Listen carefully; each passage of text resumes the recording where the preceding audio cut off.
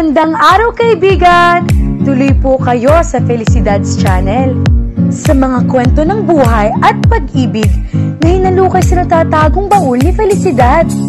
Pero bago po tayo magpatuloy, huwag niyo pong kalilimutan na i-like ang video, i-subscribe ang channel, at i-click ang notification bell para lagi kayong updated sa mga parating pa na upload.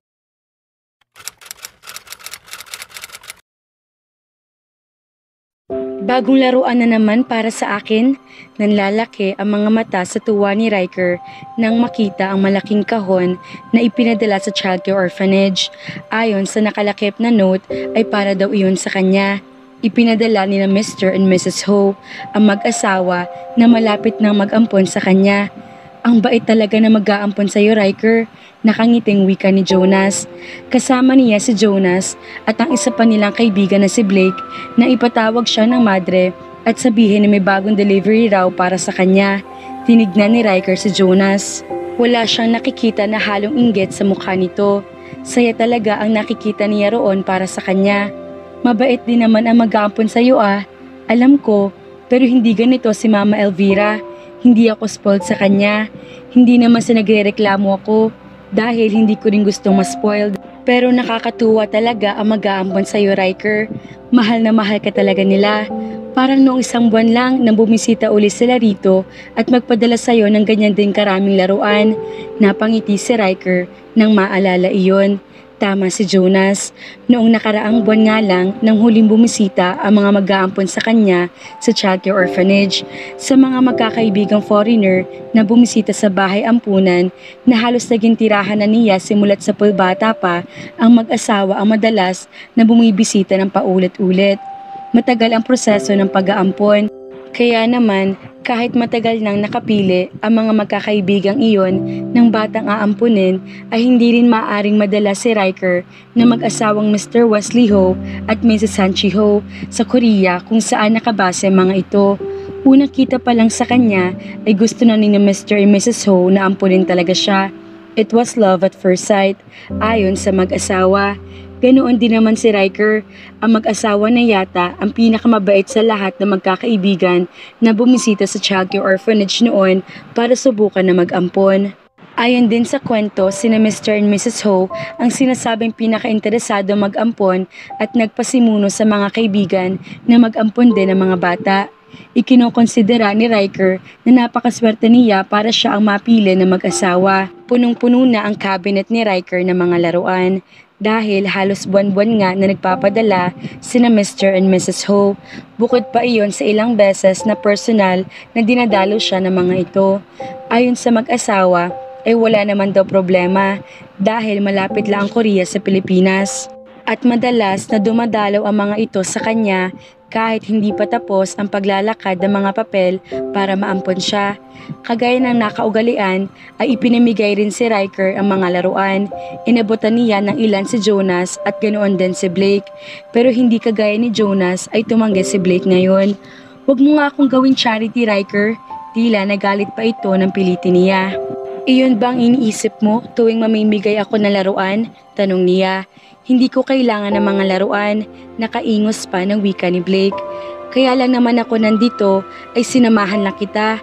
Huwag mo akong kaawaan, kumunot ang noo ni Riker. Sanay na siya sa bruskong ugali na kaibigan. Sa limang naging malalapit na kaibigan sa bahay ampunan, si Blake ang pinakakaiba ang ugali sa kanila. Masyado kasing mainitin ang ulo nito.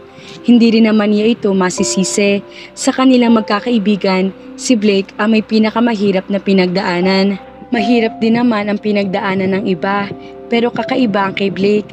Saksi siya sa mga nangyari sa kaibigan noong una itong dalhin sa childcare na ilang beses na binalak na ampunin pero hindi rin kinupkop sa huli. Kaya naiintindihan niya kung bakit madalas na mainit ang ulo ni Blake. Matagal na niya kilala ito dahil kagaya ni Blake at ng isa pang kaibigang si Nimbus, sanggol pa lang siya nang unang dalhin sa childcare orphanage. Ayon sa mga madre, dinala raw si Riker doon ng kaibigan ng ina ilang araw bago siya maipanganak. Namatay raw kasi ang kanyang ina sa panganganak sa kanya. At bago pa raw malamang buntis ito, ay namatay raw ang boyfriend sa isang car accident. Patay na rin ang kanyang ama. Wala na rin itong iba pang kamag-anak at tanging sa kaibigan na lang siya naibigay.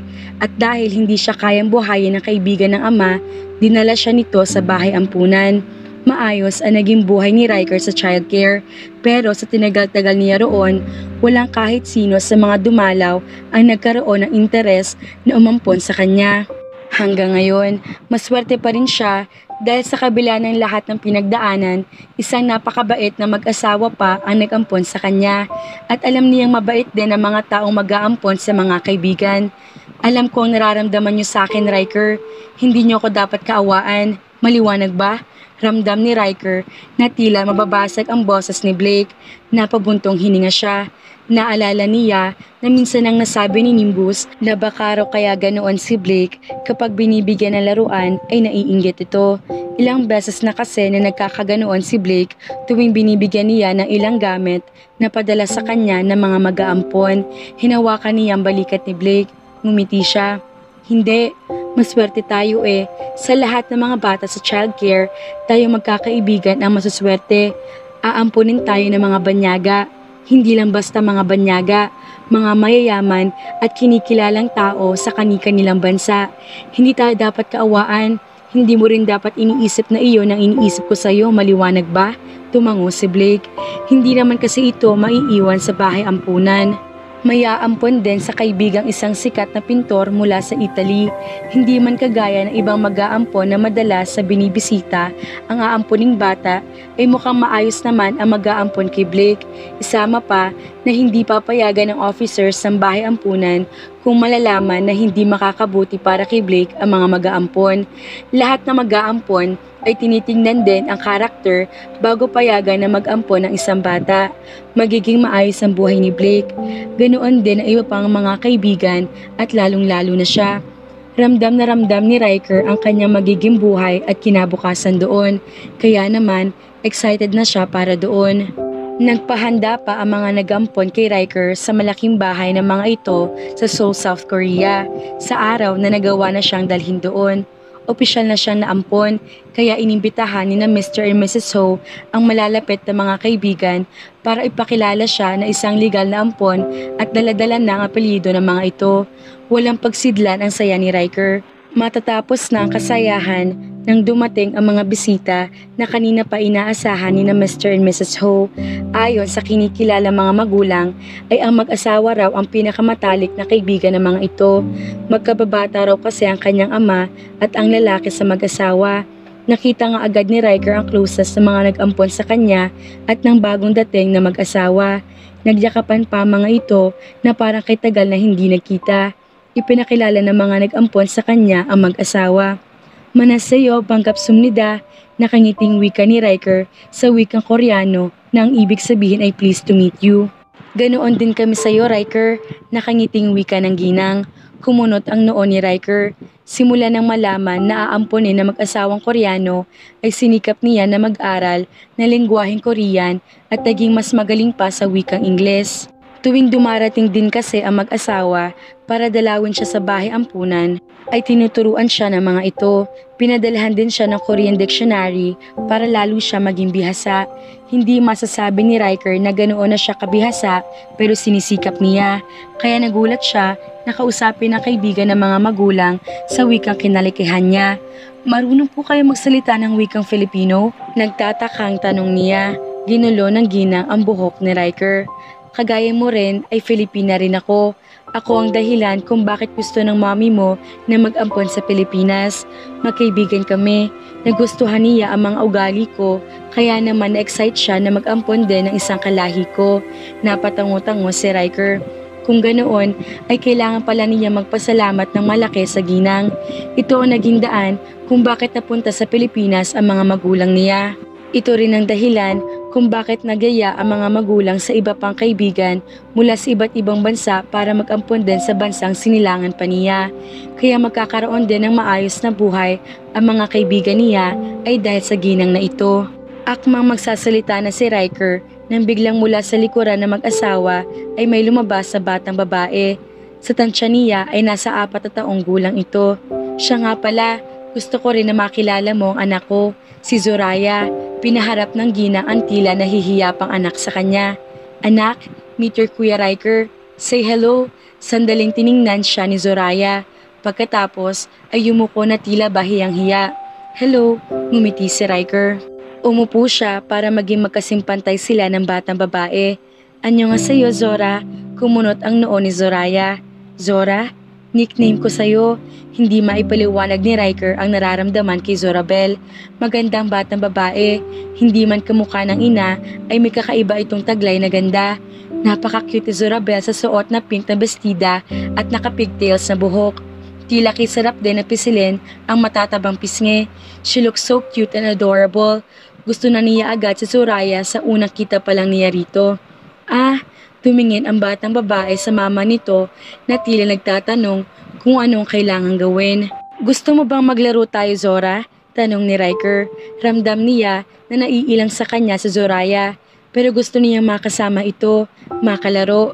Nag-iisa na lang siya ngayon, hindi kagaya noon sa Pilipinas na marami siyang kaibigan.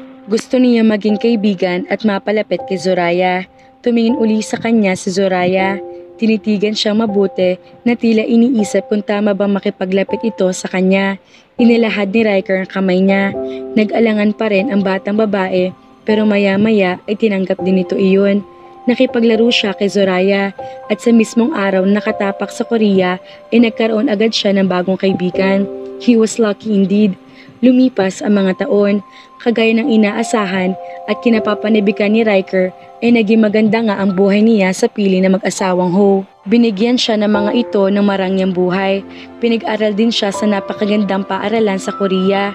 Nang sabihin na gusto niya makapagmasteral sa Amerika ay pumayag din ang mga ito. Nasabik pa nga ang mga magulang dahil iyon talaga ang gusto at plano nila para sa kanya.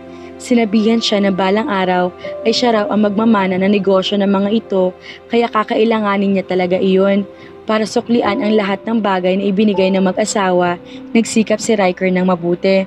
Tinapos niya ang kolehiyo na may mataas na marka. Mataas din ang honor na nakuha niya. 22 taong gulang siya nang makatapos sa kolehiyo.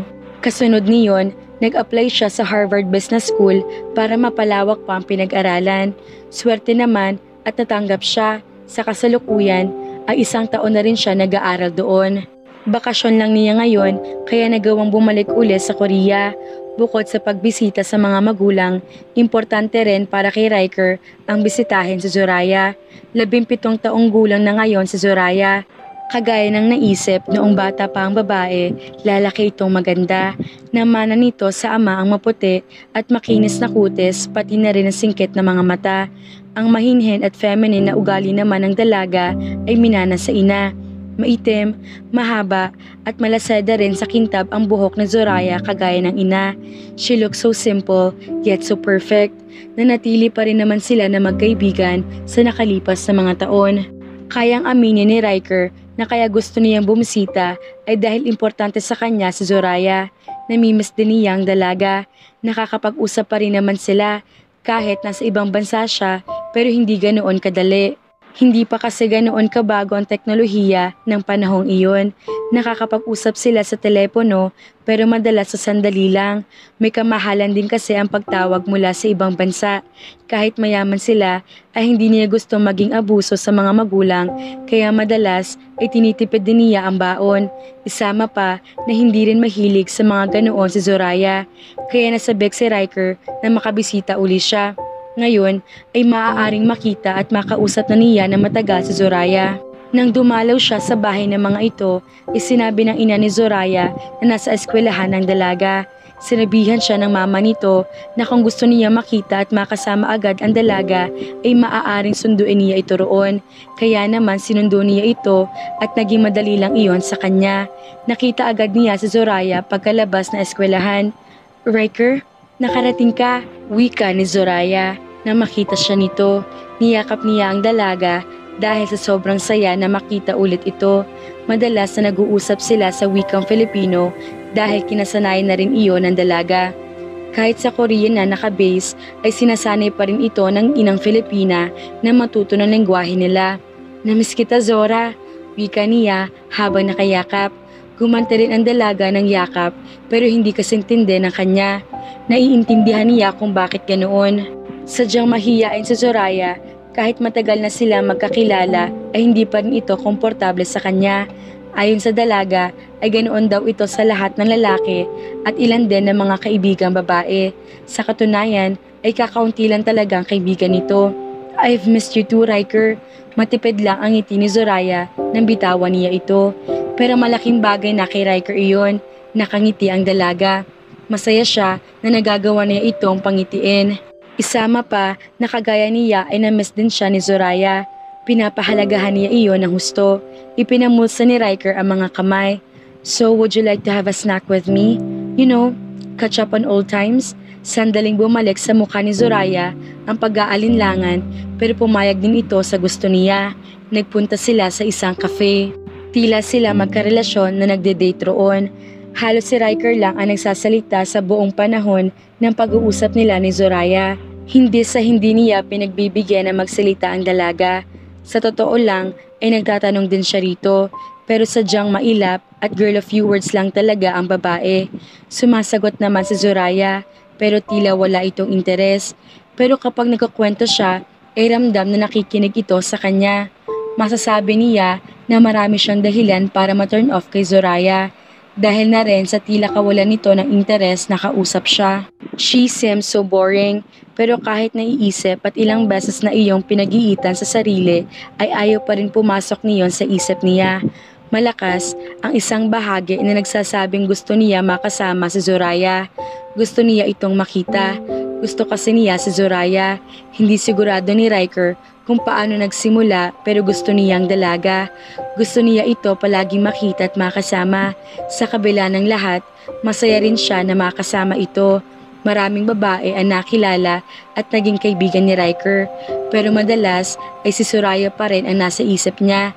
Kahit noong bata pa sila at ilang ito sa kanya, gusto pa rin niyang ipilit ang sarili sa dalaga. Palagi niyang iniisip na kaya ganoon ay dahil sadyang mahiyain talaga si Zoraya. Ganoon din naman kasi ito sa mga kaibigan sa Korea. Pero pumasok na rin sa isip ni Riker na hindi ito dapat maging ganoon sa kanya. Bata pa lang si Riker ay magkakilala na sila. Nakikipaglaro siya dito palagi. Madalas pa nga na dinadalaw niya ito sa bahay. Hindi basta-basta ang pagsasama nilang dalawa. Pero sa kabila ng pagtataka, sinantabi na lang iyon ni Riker. Alam niya na mali kung pipilitin ni Zoraya na makagusto rin sa kanya, gayong ramdam na wala itong interes sa kanya. Kaya kahit masasabi na sa tamang edad na rin sila, hindi pa rin niya masabi ang nararamdaman. Natatakot siya na baka mahirap para dito na tanggapin iyon o hindi kaya ay mailang ang dalaga. Isama pa na baka nga bata pa si Zoraya kaya ganoon din ito. May kalakihan din kasi ang age gap nila, 6 na taon. Ganoon man, hihintayin ni Riker ang pagkakataon niya. Umaasa na nga lang siya na sana ay magkaroon din ng lakas ng loob. Gawa na rin ng takot sa maaring isagot sa kanya ni Zoraya kung sakaling umamin siya. Mag-aalas 11 na ng gabi nang makauwi si Riker sa bahay nila. Kakatapos lang niyang ihatid si Zoraya. Pinasamahan kasi sa kanya ang dalaga ng mga magulang nito sa debut party na kaibigan. Siya ang naging escort nito sa party. Kagaya ng dati ay nagkaroon siya ng masayang oras kahit na hindi niya kaedad ang mga dumalo sa party. Hindi siya ganoong nakaka-relate sa pinag-uusapan ng karamihan at kagaya pa ng dati si Zoraya, ilan pa rin ito sa kanya. Pero basta kasama niya ang dalaga ay masaya siya sa kabila rin ng pagtrato nito. Nagulat si Riker na makitang gising pa rin ang mga magulang na tila hinihintay ang pagdating niya. Nasa malaking living room ang mga ito ng bahay. Kapwa pa maganda ang ngiti. Pinaupo siya ng mga magulang sa sofa kaharap na kinauupuan ng mga ito. So how was the party? How's Zoraya? Did you two have a good time? Sunod-sunod na tanong ng kanyang inang ngiti-ngiti. Sinagot niya ang mga magulang. That's good to hear. I love it when you spend time with her, Riker. I also have the best time of my life when I'm with her. Kahit na madalas parang civil lang ako, kung ituring ni Zoraya, okay lang. Wala ganoon yata talaga kapag nagmamahal, nagpapakamartir, tinatanggap lahat, basta makasama lang siya. Tumango-tango ang dalawa. Maya-maya, seryoso ang mga mukha. Nagsalita ang kanyang ama. We want to talk to you about something important. Kumunot ang noo ni Riker. Kaya po ba gising po kayo kahit gabing-gabi na? Gaano po ba kaimportante? Pwede naman pag-usapan sa ibang araw, pero alam namin na may nararamdaman ka kay Zoraya, kaya dapat na natin itong pag-usapan. Tungkol po sa aming dalawa ni Zoraya, ano po iyon? Tumingin muna ang papa niya sa asawa. Ikaw at si Zoraya, gusto namin kayong dalawa. Ang totoo, napag-usapan na namin ang kasal nyo. Nabigla si Riker sa narinig. Ano pong ibig niyong sabihin? Seryoso po ba kayo? Tumango ang kanyang ama. Mga bata pa lang kami ni Yauti ay pinag-usapan na namin na ang mga anak namin ay magpapakasal. Hindi naman ito seryoso hanggang nagkaproblema ang kanilang kumpanya. Kumunot ang noo ni Riker. Kagaya nila ay mayaman at makapangyarihan ang pamilya ni Zoraya. May malaking kumpanya rin sa Korea kagaya ng mga magulang niya. Ano pong ibig niyong sabihin? Tinulungan ko ang kumpanya nila hindi dahil magkaibigan kami ni Yauti, dahil ginamit niya si Zoraya bilang kapalit. Nakita namin kung gaano mo kagusto si Zoraya. Naisip namin na ito mas makabubuti ang ipakasal kayong dalawa. Mahal ka din ang pamilya ni Yauti. Gusto namin kayo para sa isa't isa, para maging isang malaking pamilya tayo. Pero hindi po ba napaka-unfair naman? Lumapit sa kanyang ama at hinawakan ang balikat niya. Arranged marriages are common in Korea, Riker. Kami ng iyong ina ay produkto ng arranged marriage at maayos naman kami. Masaya tayo. Alam ko na hindi ito magandang balita, pero nakikita namin na masaya ka kay Zoraya. Kaya pumayag na kami na ipakasal ka kay Zoraya. Tumango-tango si Riker. Tama po kayo, gusto ko si Zoraya. Para sa akin, hindi iyon magiging problema. Pero alam na po ba ni Zoraya ito? Anong kanya naging reaksyon? Tinanggap ba niya? Nagkatinginan ang mga ito. Kinausap na siya ni Yauti at Zenaida. Sabi nila, tanggap daw naman ni Zoraya ng buong puso. Wala na magiging problema, Riker. Sa mga sinabi ng magulang ay nabuhayan ng loob si Riker. 3 araw matapos aminin ng mga magulang ang totoong estado nila ay niyaya ito ni Riker na lumabas. Gusto niyang makausap ang dalaga tungkol sa inamin ng mga magulang. Gusto niyang personal na marinig mula kay Zoraya kung ano nga ba talaga ang nararamdaman nito para doon. Luckily, pumayag naman ito. Dinala niya ang dalaga sa Seoul Tower sa isang national landmark sa Seoul, South Korea. Maraming attractions at lugar silang mapupuntahan sa lugar kaya doon niya napili na dalhin si Zoraya. Habang naglalakad sila paakyat ay hindi napigilan ni Riker na hawakan ang kamay nito. Naramdaman niya na bahagya pang nanginig si Zoraya sa ginawa niya. Tumingin ito sa kanya. Nagtatanong ang mga mata. Hindi ka ba naiinggit sa kanila? Halos lahat kasi na umaakyat sa tower ay tila magkarelasyon. Dahil magka-holding hands, hindi nagsalita si Zoraya. Nanatili lang itong nakatitig sa kanya. Ngumiti si Riker. Inilapit niya lalo ang sarili at hinawakan ang pisngi nito. Huwag kang matakot, Zora. Riker ay... Bumuntong hininga ito. Nahihiya ako. Hindi dapat natin ginagawa to. Hindi nga ba? Tinitigan uli siya ng dalaga ng mabuti. Hindi pa. Hindi pa naman opisyal ang engagement natin. Kung ganoon, totoong alam mo na nga. Kailan mo pa nalaman? Last month, maikling sagot nito. And you are okay with it? Kahit na inamin ng mga magulang ang naging sagot ni Zoraya, gusto pa rin ni Riker na makasiguro. Kahit gusto niya ang dalaga, ay ayaw rin naman niya na ipilit ang sarili. Gusto niyang sa bibig mismo ni Zoraya marinig na maayos lang sa dalaga ang lahat. Lies can be fabricated, lalo na kapag gustong-gusto ng taong nagsabi ng mga iyon na marinig ang mga ganoon. You are a nice guy, Riker. Sino ba naman ang taong hindi makakagusto sa'yo? Sapat na mga salitang iyon kay Riker para masiguro niyang tanggap na nga ni Zoraya ang pakikipagsundo sa kanila. Lumawak ang ngiti ni Riker. Thanks for the credit, Zora. Well, I'm not just nice. Kaya rin naman ako ganito sa'yo ay dahil gusto kita. Matagal na. Tila naguluhan si Zoraya pero nagpatuloy siya. Bata ka pa, crush na kita. You are really cute, adorable. Madalas kitang dinadalaw sa bahay nyo.